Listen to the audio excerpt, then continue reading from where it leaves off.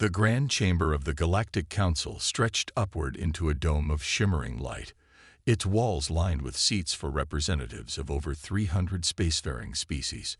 Today, the usual buzz of conversation had fallen silent as Ambassador Gray of the Ancient Ones took the central platform. Gray's tall, slender form cast a long shadow across the polished floor. His silver skin caught the light as he moved, and his four eyes blinked slowly at the assembled council members. He had lived for over 900 years, but never had he felt such urgency in delivering a message. Esteemed members of the council, his voice carried clearly through the chamber. I come before you today with a warning about the species you call humans. He paused, letting his words sink in. They have only recently achieved faster than light travel. Yes, but do not let their technological youth fool you. Murmurs rippled through the chamber. Council leader Reed, a blue-skinned being from the core worlds, leaned forward. Ambassador, surely you cannot be serious. The humans have barely established their first few colonies. They are newcomers, still learning our ways. Gray's expression hardened. That is precisely why you must listen. My people have observed countless species rise to the stars. We have seen empires born and die. But humans, he shook his head slowly. Humans are different. Different how? Asked Representative Smith of the Trade Federation, her tentacles curling with curiosity. They adapt at an alarming rate, Gray explained. While other species took centuries to master new technologies, humans do it in decades. Their military history.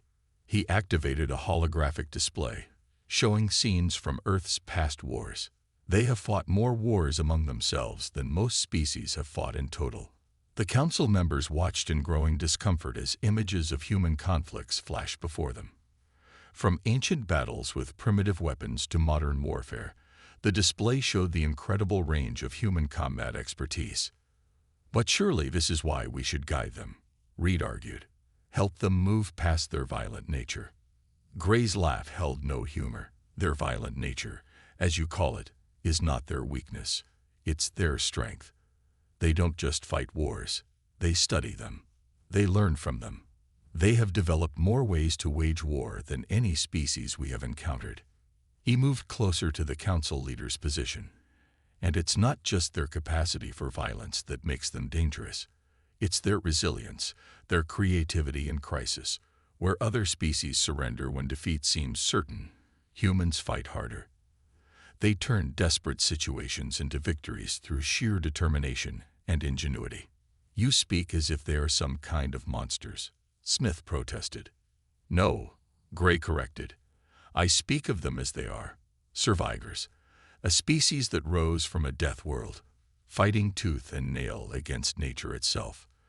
They turned their harsh environment into an advantage. They have faced extinction-level events multiple times and emerged stronger. He turned to address the entire chamber. I urge you, do not mistake their diplomatic politeness for weakness. Do not think you can control them. Above all, do not ever force them into a war. If you do, he let the words hang in the air. If we do, Reed prompted. If you do, you will learn why my people have a saying. The only thing more dangerous than a human at war is a human forced into war against their will. The chamber erupted in discussion, but Gray wasn't finished. Today, they join our galactic community as peaceful traders and explorers. Let them remain that way. Because if you try to use them, if you try to manipulate them into fighting your battles, he looked each council member in the eye. You will discover that all their wars among themselves were just practice. As Gray stepped down from the platform, the council members began debating his warning. Most dismissed it as the overcautious ramblings of an ancient species. Some laughed at the idea that such a young civilization could pose any real threat to the established galactic order. Only a few noticed that Gray's expression as he left was not one of frustration at being ignored, but of resignation, as if he had just witnessed the first step toward a disaster he could not prevent. The emergency alert echoed through the council chamber, its harsh tone cutting through the usual peaceful atmosphere. Red lights pulsed along the walls as Council Leader Reed rushed to his position, his blue skin now pale with worry. The other council members hurried to their seats, their usual formal greetings forgotten in the urgency of the moment. "We have lost contact with the Outer Rim colonies," Reed announced, his voice tight with strain. "Initial reports suggest an unknown hostile force has emerged from the unexplored regions of space." A holographic display at the center of the chamber flickered to life, showing a mass of dark shapes moving through space. They looked like a swarm of insects, but each insect was the size of a battlecruiser. The beings moved with a hive-mind precision that sent chills through the watching council members. "The swarm, as our military command has designated them, has already destroyed 3 defense stations," Reed continued. "Our standard weapons seem to have minimal effect on their ship's organic armor." Representative Smith's tentacles twisted in agitation as she studied the tactical displays. "How many colonies have we lost?" 7 in the last standard day," Reed replied grimly. "The swarm doesn't communicate. They don't make demands. They simply consume. Everything in their path becomes raw material for more of their ships." The chamber erupted in panicked discussions. The Galactic Council had maintained peace for so long that many species had forgotten what real danger felt like. Their military forces were designed for peacekeeping, not full-scale war. Admiral Bolt of the Council Defense Force stepped forward, his metallic exoskeleton clicking against the floor. "Our conventional tactics are failing. The swarm adapts to each strategy we deploy. They learn from every engagement, and they don't retreat. They don't rest. They don't negotiate." The hologram showed footage from the latest battle. Council ships fired energy weapons at the swarm vessels, but the organic armor of the enemy ships seemed to absorb or redirect most of the damage. When a swarm ship was destroyed, nearby ships quickly consumed the debris, using it to repair and strengthen themselves. "The colony on New Haven had a population of 12 million, Reed said quietly. "We found nothing left but stripped earth and mining craters. They take everything. Metals, organics, technology. All of it becomes part of their endless expansion." "Surely our combined fleets can stop them?" asked one of the younger council members, hope still evident in their voice. Admiral Bolt shook his head. "The swarm outnumbers us 5 to 1, and that ratio grows worse every day. They don't need supply lines. They don't need rest. Every defeat makes them stronger as they adapt and rebuild from our wreckage." "There must be something we can do," Smith insisted. "Some weakness we can exploit." "Our scientists are working around the clock," Reed replied. "But we're facing an enemy unlike anything in our records. They have no central command to target, no leadership to negotiate with. They're like a force of nature, mindless, relentless consumption." The chamber fell silent as new footage appeared on the display. A swarm ship, half the size of a small moon, was literally eating its way through a council defense station. Smaller ships swarmed around it like remoras around a shark, breaking down debris into usable materials. "At their current rate of advance," Admiral Bolt reported, "they will reach the core worlds within 6 standard months. None of our current strategies will stop them in time." Reed looked around the chamber, seeing the fear in every face. "We need options, any options. The future of our civilization depends on finding a way to stop this threat." In the back of the chamber, a junior aide whispered to his superior, "What about the humans? Their ships may be less advanced, but they have military experience we lack." The senior council member frowned. "Remember Gray's warning. We can't risk." "We may not have a choice," Reed interrupted, having overheard them. "When faced with extinction, even the most dangerous options must be considered." The holographic display continued to show the swarm's advance, a relentless tide of destruction moving ever closer to the heart of civilized space.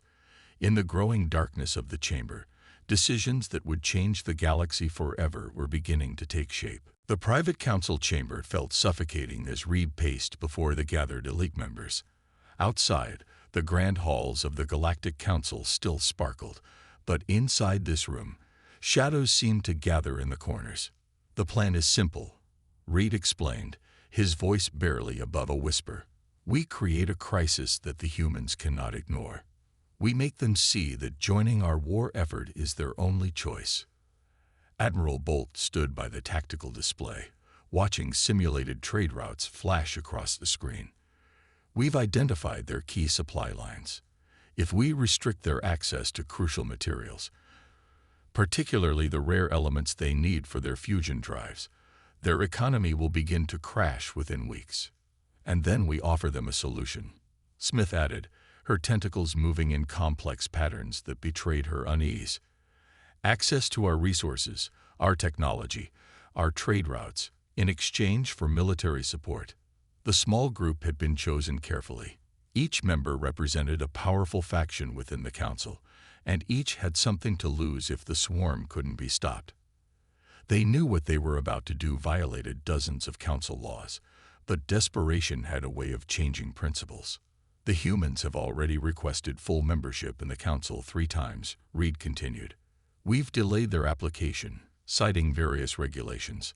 Now we'll use that as leverage. Full membership, immediate technology sharing, and premium trade rights, all for their help in the war. But what about Gray's warning? Asked one of the younger members. He said, Gray isn't here, Reed cut in sharply. His people withdrew to their sanctuary worlds when the swarm appeared. They left us to face this threat alone. We don't have the luxury of heeding ancient warnings when our worlds are being devoured. The tactical display shifted to show Earth and its colonies, small, scattered points of light in the vast darkness of space. Humans had only been traveling between stars for a few decades, but they had already established footholds in a dozen systems. Phase 1 begins tomorrow, Admiral Bolt announced. Our patrol ships will begin random inspections of human cargo vessels. Key shipments will be delayed or confiscated under various pretexts. Meanwhile, our agents will ensure that news of the swarm's advance reaches Earth through unofficial channels. Smith manipulated the display, showing economic projections. When their economy begins to strain, we'll have our trade representatives approach them with concerns about their ability to maintain their colonial commitments. We'll suggest that closer cooperation with the Council could provide stability. And if they refuse? Someone asked. Reed's expression hardened. They won't. Humans are protective of their colonies. Once they understand the threat the swarm poses to their outer settlements, they'll realize they can't fight this war alone. They'll accept our terms because the alternative is watching their colonies fall one by one. The display showed a new image, a human military vessel. It was smaller than council ships, less advanced in many ways, but there was something about its design that spoke of purpose. Every line, every weapon placement, showed the work of a species that understood war in ways the Council never had. We're not just getting their ships, Admiral Bolt said quietly.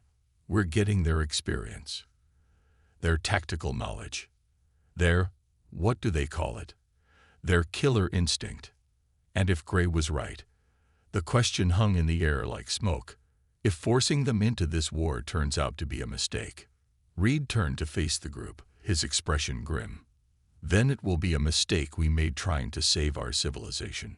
Better to risk the humans' anger than to face certain extinction at the hands of the swarm.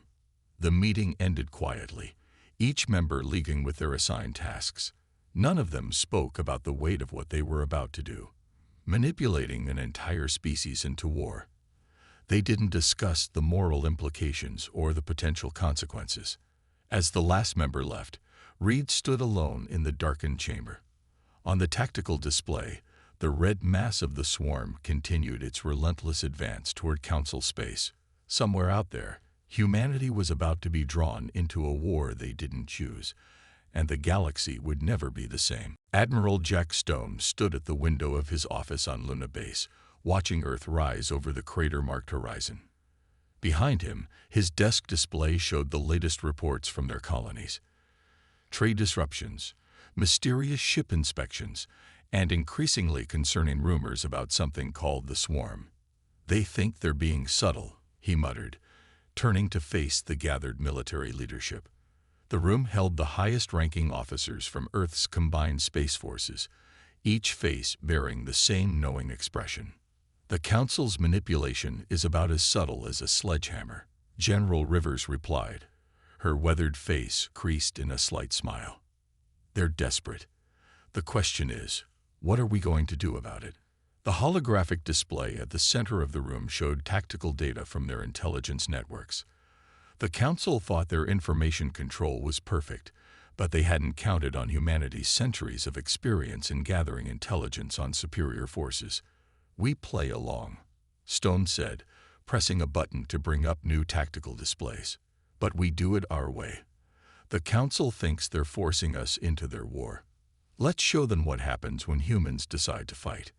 Colonel West, head of Special Operations, stepped forward.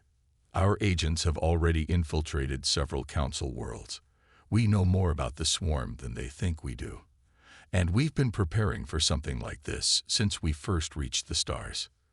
The display shifted to show Project Thunderbolt, a classified military development program that had been running in secret since humanity's first contact with alien life.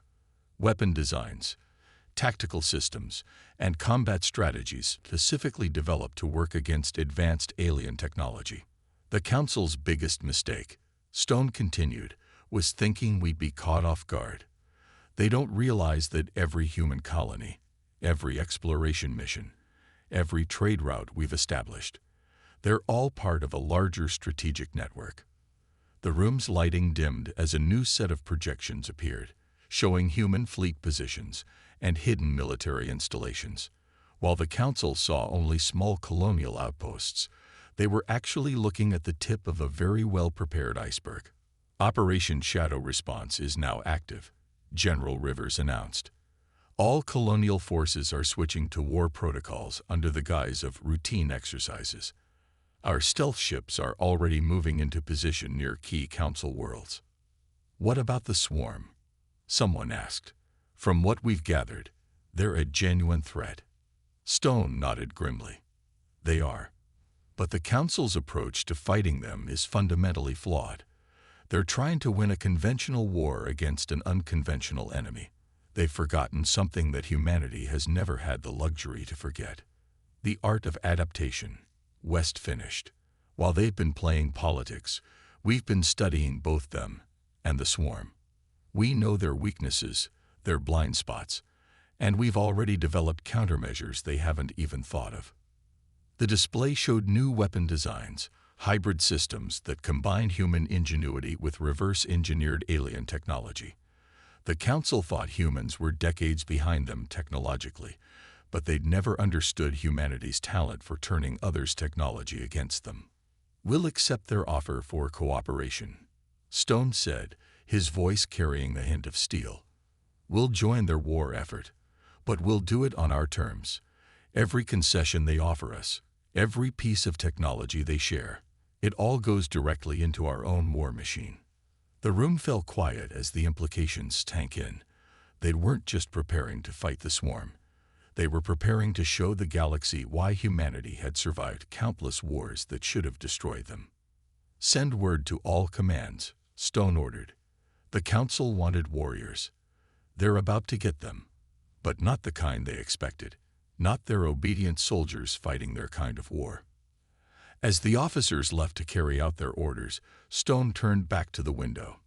Earth continued its slow rise over the lunar landscape, beautiful and peaceful. He thought about Gray's warning to the Council and allowed himself a small smile. They should have listened, he murmured to the empty room. Now they'll learn why humans fight their hardest when someone else starts the war. The Council war room fell silent as Admiral Stone finished his presentation. The human stood confidently before the assembled alien military leaders, the holographic display behind him showing what looked like impossible combat maneuvers. You want to do what? Admiral Bolt finally asked, his metallic exoskeleton clicking as he leaned forward. We call it guerrilla warfare in space, Stone explained, zooming in on a tactical simulation. Your ships are powerful, but they're too rigid in their attack patterns. The swarm adapts to patterns, so we break the patterns. The display showed human ships performing maneuvers that made the Council officers wince. The vessels pushed the limits of their structural integrity, using gravity wells and debris fields in ways that seemed suicidal. "This is madness," one of the Council commanders protested. "These tactics violate every principle of space combat we've developed over centuries." "Exactly," Stone smiled. "That's why they'll work. The swarm has learned to counter your traditional tactics. They haven't faced anything like this." He pressed another control, and the display shifted to show modified Council weapons. The aliens murmured in surprise as they recognized their own technology, altered in ways they'd never considered. "Your plasma cannons are excellent weapons," Stone continued, "but you've always used them as direct fire weapons. We've modified them to create what we call plasma mines. They lie dormant until a swarm ship passes, then detonate with enough force to breach their organic armor." The demonstration showed swarms of tiny modified fighters darting between the massive swarm ships. They looked like insects attacking a whale, but each strike was precisely calculated to hit weak points in the organic armor. "Your technology, combined with our combat doctrine, gives us capabilities neither of us had alone," Stone explained. "We've turned your defense screens into offensive weapons, modified your sensor arrays to act as electromagnetic pulse generators. Every tool you've given us, we've found new ways to use." Admiral Bolt studied the display intently. "These modifications, they're not just improvements. You're completely changing how these systems work." "Humans have a long history of adapting technology for warfare," Stone replied. "It's not just about having better weapons. It's about using what you have in ways your enemy doesn't expect." The display showed another innovation: Council transport ships modified into what Stone called Trojan horses. They appeared damaged, drawing in swarm ships looking to consume their resources, only to detonate with devastating effect. "Your ships are too valuable to risk this way," one of the Council officers noted. "That's why we're not asking you to fly these missions," Stone responded. "Human pilots understand the risks. We've been flying dangerous missions since we first took to the air on Earth. This is what we do." The room grew quiet as Stone showed more tactics. Modified mining lasers turned into fleet-killing weapons, communication arrays repurposed to disrupt the swarm's hive mind coordination, and defensive shields transformed into offensive energy projectors. "Every war humanity has fought taught us something," Stone continued. "We learned to adapt, to improvise, to overcome superior forces through unconventional thinking. Now we're applying those lessons to space warfare." Admiral Bolt finally stood. "These tactics, they go against everything we know about space combat." "Good," Stone replied firmly. "Because everything you know about space combat isn't working against the swarm. It's time to try something they've never seen before." As the Council officers studied the proposed strategies, many looking uncomfortable with the radical departures from their military doctrine, Stone added one final comment. "You brought humans into this war because you needed warriors. Well, this is how humans wage war. We don't just use technology. We transform it. We don't just fight battles. We change the rules of engagement. And we're about to show the swarm something they've never encountered. An enemy that's more adaptable than they are." The display behind him showed the new hybrid fleet formations, human ingenuity merged with alien technology in ways that would rewrite the rules of space warfare. The galaxy was about to witness why humans had survived countless wars that should have destroyed them, not because they were stronger, but because they never stopped innovating. The battle raged across the Rigel sector, a dance of destruction that defied conventional space combat wisdom. Human ships darted between the massive swarm vessels, their modified weapons leaving trails of devastation in their wake. From his command center, Admiral Bolt watched in a mixture of horror and amazement as the human forces executed maneuvers that his tactical computers insisted were impossible. Ships diving through debris fields at full speed, using the wreckage of destroyed swarm vessels as impromptu weapons, turning supposedly defensive systems into devastating offensive weapons. "They fight like they're possessed," muttered one of his officers, watching a human cruiser deliberately ram a smaller swarm ship, its modified shields turning the collision into a devastating explosion that took out 3 enemy vessels. Stone's voice crackled over the command channel, beginning Operation Hornet's Nest. All Council ships fall back to designated coordinates. The Council fleet withdrew as ordered, though many commanders protested leaving human ships to face the swarm alone. What happened next would be recorded in military histories across the galaxy.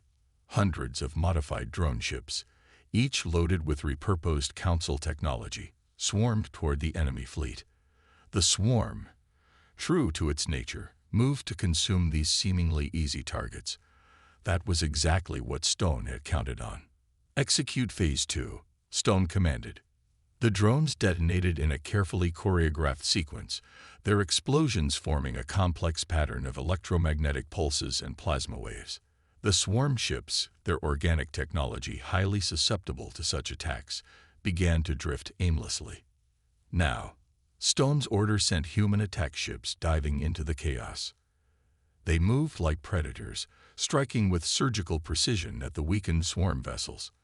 Modified mining lasers cut through organic armor like paper. Plasma mines attached to crucial points, detonating in chains that shattered the largest enemy ships. From his command post, Council Leader Reed watched the tactical displays with growing unease. They're not just fighting the swarm, he realized. They're slaughtering them. The human ships showed no mercy, no hesitation. Each attack was calculated for maximum damage, every tactic designed to exploit the swarm's weaknesses. They had studied their enemy well and turned every scrap of knowledge into a weapon. "Sir," an aide reported to Reed, "we're detecting something strange. The humans, they're broadcasting music during the battle." Through the command channel came the sound of ancient human battle songs, their rhythm matching the coordinated strikes of the attack ships. It was psychological warfare on a cosmic scale, proving that humans understood not just the physical aspects of combat, but the mental ones as well. The swarm, for the first time since its emergence, began to retreat. Their hive mind had encountered something it couldn't adapt to, an enemy that changed tactics faster than they could analyze them, that turned their own strengths against them. "By the stars," Admiral Bolt whispered, watching the swarm fleet break apart under the relentless human assault. Gray was right about them. The battle lasted another 3 hours, but the outcome was never in doubt. When the last swarm ship had either been destroyed or driven away, the human fleet regrouped with mechanical precision, as if they hadn't just revolutionized space warfare. Stone's final report was characteristically brief. Sector secured. Enemy forces eliminated or routed, requesting permission to pursue retreating elements. In the council chamber, Reed looked at the casualty reports with disbelief. The humans had lost ships, yes, but their losses were a fraction of what had been expected. They had turned a desperate last stand into a decisive victory. "We wanted warriors," he said quietly to the assembled council members. "We got something else entirely. We got hunters." The tactical displays showed the human fleet already preparing for pursuit, their modified ships ready to chase the swarm across the galaxy if necessary. They had not just won a battle, they had changed the nature of space warfare itself. And in doing so, they had shown the galaxy why Gray's warning had been so important. Humans didn't just fight wars, they mastered them. The council chamber felt different now. The once grand hall seemed smaller, less imposing, as Admiral Stone stood before the assembled representatives. 3 months had passed since the decisive battle that broke the swarm's advance, and the galaxy had changed forever. "The last swarm forces have been eliminated from council space," Stone reported, his voice carrying easily through the silent chamber. "Our fleet commanders confirm that the remaining elements have retreated beyond the outer rim." Council Leader Reed shifted uncomfortably in his seat. The power dynamic in the room had shifted dramatically since that first meeting where they'd planned to manipulate humanity into the war. Now, it was the humans who held the stronger position. "The Council extends its deepest gratitude," Reed began, but Stone raised a hand to stop him. "Save the diplomatic speeches," Stone said. We're here to discuss the future, humanity's future in galactic affairs. The holographic display activated, showing a new map of Council space. Human fleet positions were marked clearly, their ships now protecting key trade routes and strategic positions that had once been under Council control. We want full membership in the Council, Stone continued. Not the limited status you originally offered, but complete representation. Equal voice in all decisions affecting galactic security. That's unprecedented, one of the Council members protested. Your species is still relatively young in interstellar terms. Stone's smile held no warmth. Age doesn't equal wisdom, as recent events have proven. You needed our primitive military experience to survive. Now you need our perspective to prevent future threats. The display shifted to show the modified ships and weapons that had turned the tide of war. Human innovations had transformed Council technology in ways that couldn't be undone. The galaxy's balance of power had shifted permanently. Furthermore, Stone continued, we want unrestricted access to all Council technology databases. No more artificial barriers or selective sharing. We've proven we can use your technology more effectively than you can. Reed glanced at his fellow Council members, seeing the resignation in their faces. They had no choice, and everyone knew it. The humans had saved them from the swarm, but in doing so, they had demonstrated just how dangerous they could be. We accept your terms, Reed said finally, but we request assurances about the use of military force. You mean you want guarantees we won't turn against you? Stone interrupted. Let me be clear. Humanity has no interest in conquest or domination. We never have. But we will never again allow ourselves to be manipulated or used as pawns in someone else's war. The chamber fell silent as the implications sank in. The humans weren't demanding power. They were demanding respect and equality. In many ways, that was more frightening to the Council than any military threat. An aged Council member, one who had been present for Gray's original warning, stood slowly. We owe humanity more than just gratitude. We owe them an apology. We ignored wise counsel and tried to use them as tools. Instead, they showed us what true strength looks like.